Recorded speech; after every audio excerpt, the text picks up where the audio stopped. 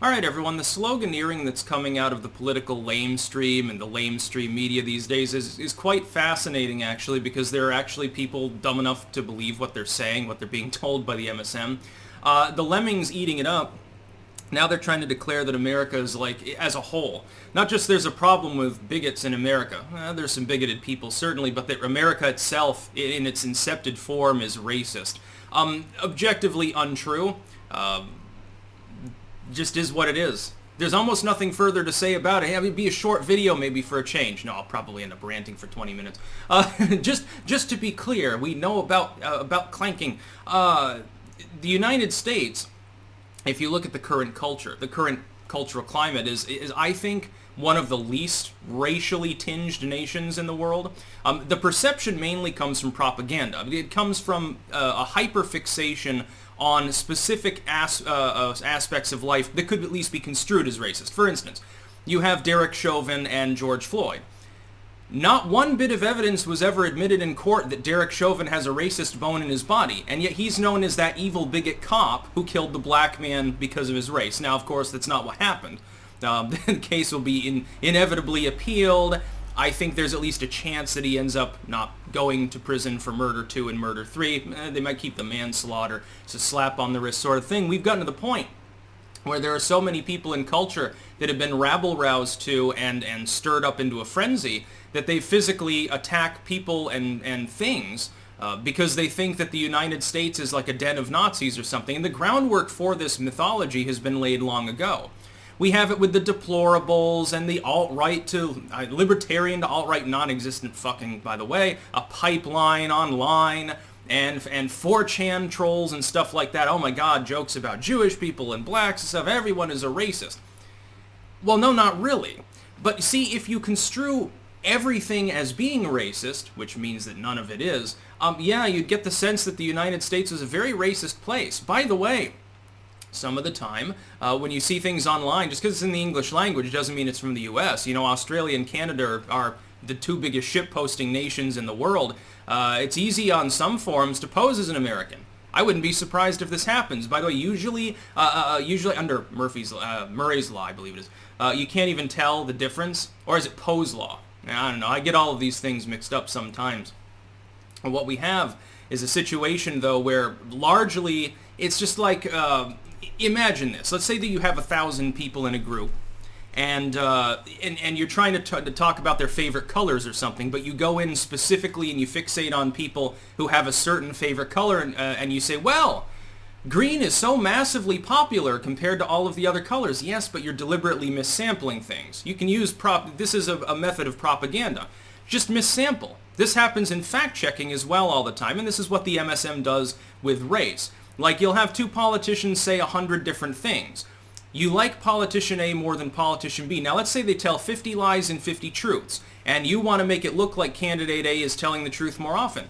You just don't fact-check everything that they say. You fact-check half of what they say, and then you skew the results by fixating, by purposely missampling the statements. It's just limiting info in order to paint a different picture than the reality. This happens in fact-checking. Snopes does this constantly. Was it the WAPO or is it the We Examiner that has their Pinocchio system? All of these sites do this. The United States only appears racist, therefore, if you fixate on a handful of events that seem racist or are.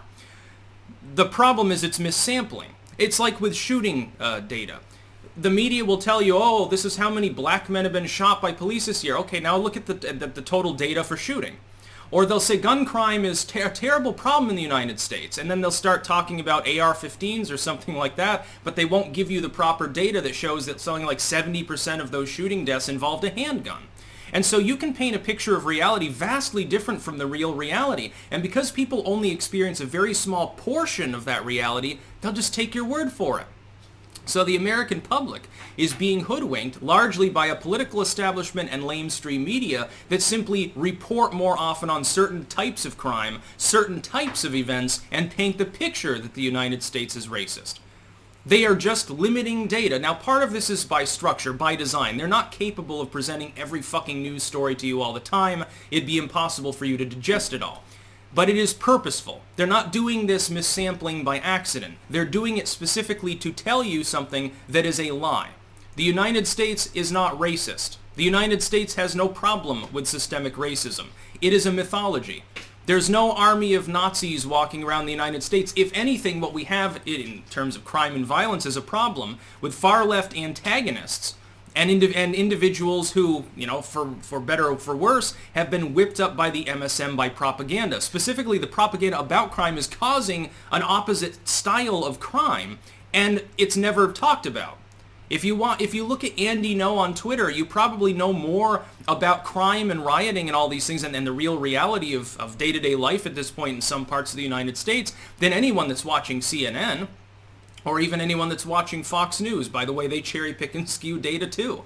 Every lamestream legacy media firm does this. Hell, independent content creators do it.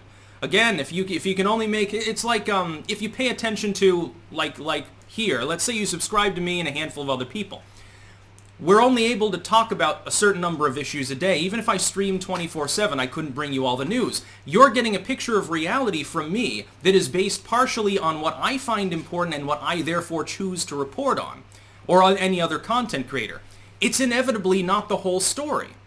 I'm always trying to be factual. I don't attempt to lie to my audience because I want them to know what's going on in the world. I believe my worldviews are fundamentally correct, therefore I believe they will generally be led to the same conclusions.